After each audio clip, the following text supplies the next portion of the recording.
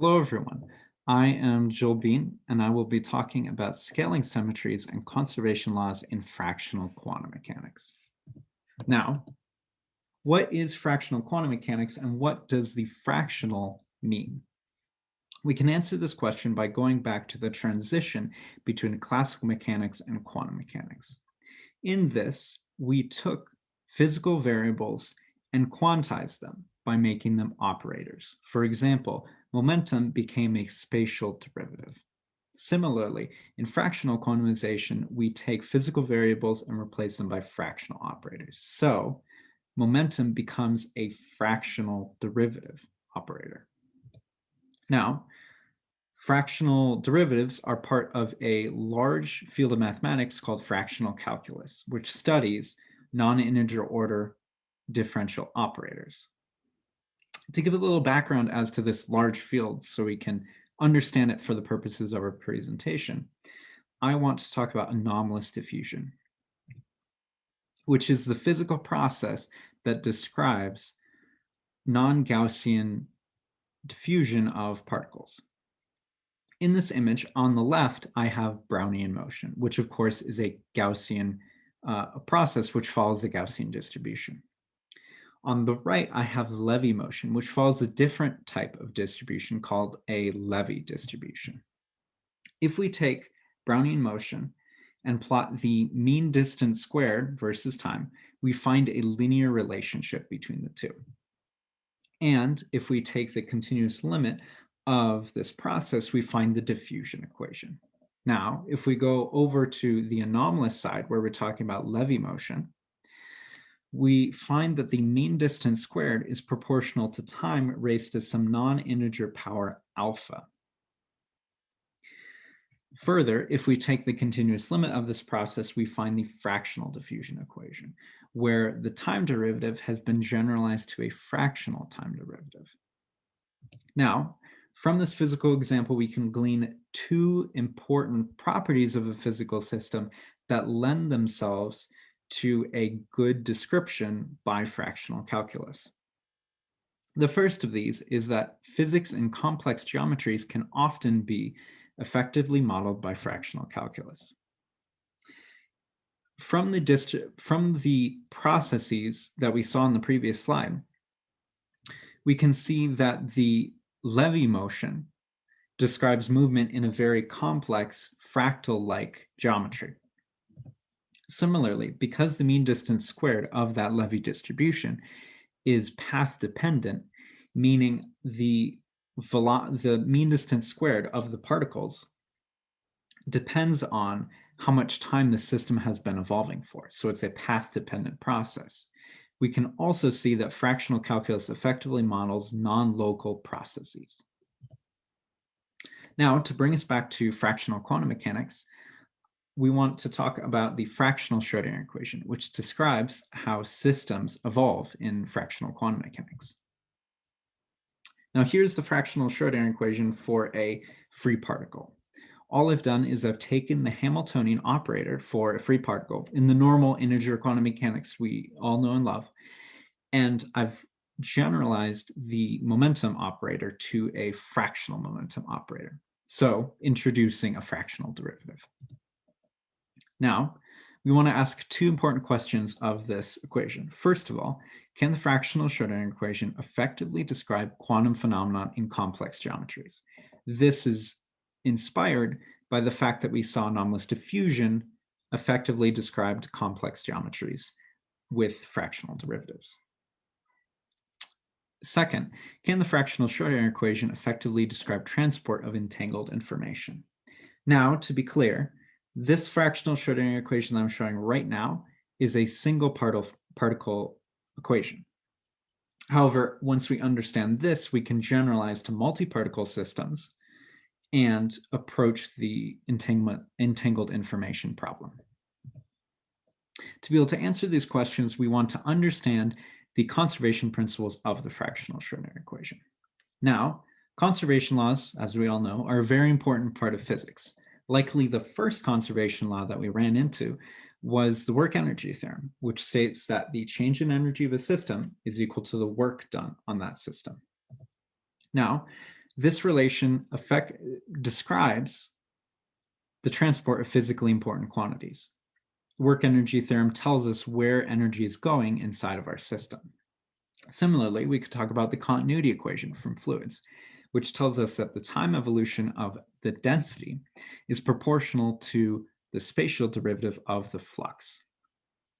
Now, we call this continuity equation in fluids, but it's also any partial differential equation of this form is also called a continuity equation, which will be important for our study of fractional quantum mechanics.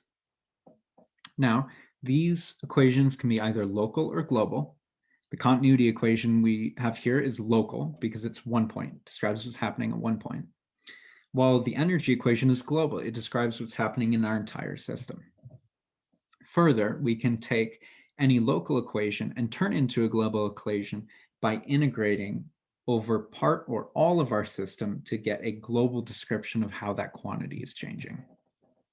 We also know that conservation laws are fundamentally connected to symmetries due to Noether's theorem. To be able to approach these conservation laws in fractional quantum mechanics, I developed the Quasicontinuity Equation algorithm, which allows the derivation of conservation laws for fractional partial differential equations. Now, what we do is we take the equation of motion, in our case, the fractional Schrodinger equation, and we scale it. We scale each of the coordinates, x and t, by some amount. In this case, we scale x by lambda and t by lambda to the alpha. We do this in such a manner that the original equation of motion is left invariant. That's where the symmetry piece comes from. This gives us a set of potentially conserved densities, where these densities are invariant under the same scaling that the equation is invariant under. Then we require the vanishing of the variational derivative of each of these densities to give us a set of densities that will be conserved. Now, we know that these densities are conserved, so they will solve some type of continuity equation, which we saw earlier in the previous slide. However, it turns out that due to the fractional nature of these systems, their non-local nature, we have to generalize the notion of a continuity equation to a quasi-continuity equation, where we have the time evolution of a density being equal to the spatial derivative of a flux plus a new non-local source term, which comes from the non-local properties of our fractional operators. Now, we know what's happening on the left side because we have an explicit expression for each of our densities, and we can also figure out how they evolve in time using the original equation of motion. However, we don't know what the flux or the source term look like. So we can solve this equation by doing something similar to breaking a matrix up into a symmetric and anti-symmetric component. By inverting the spatial derivative that's acting on the flux, we can find a part of the evolution of the density, which looks normal under this operation, that's the j, and we can find a part that doesn't work under this operation, which is the k, just as I've shown in this equation here. It turns out that this heuristic operation that I've suggested can be made explicit using what's called the homotopy operator and the correction operator. We can set the flux equal to the homotopy operator acting on the time derivative of rho, and we can say k to the correction operator acting on the same. Now, the new thing that we've found here, comparing to the integer case, is the new non-local source term, this k value. It's a direct manifestation of the non-local properties of fractional derivatives. And if you actually go through and do the derivation, it's a direct result of the fact that the product rule that we know and love from integer calculus does not generalize as we would expect to fractional calculus. An important conclusion from the algorithm that I've laid out is that conservation laws in fractional dynamics are necessarily global. Now, to give two examples of this algorithm in action, I want to talk about probability and then momentum. So for these examples, I've done all the work. I've used the algorithm to derive the conservation laws, and I just want to show you some of the results of this. Say we have a situation that looks like this mathematically. We have a wave function existing between A and B, and let's say that A has 0 as its boundary conditions for the wave function and its higher derivatives. And then at B, we have non-zero boundary conditions.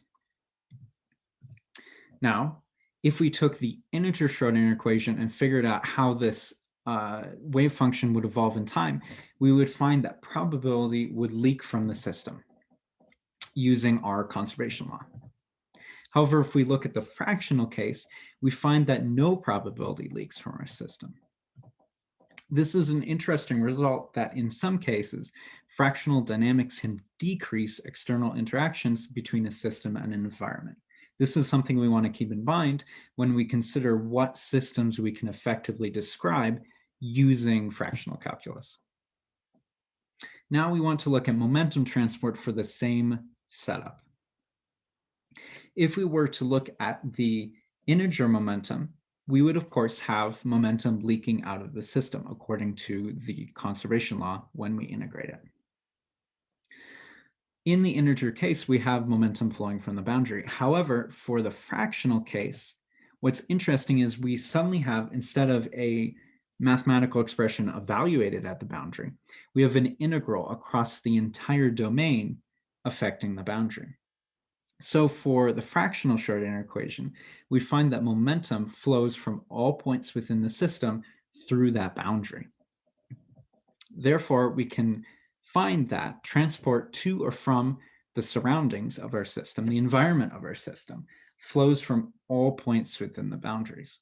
This should be expected from the nonlocal properties of fractional derivatives, and again, is something we want to keep in mind when we apply fractional quantum mechanics to systems.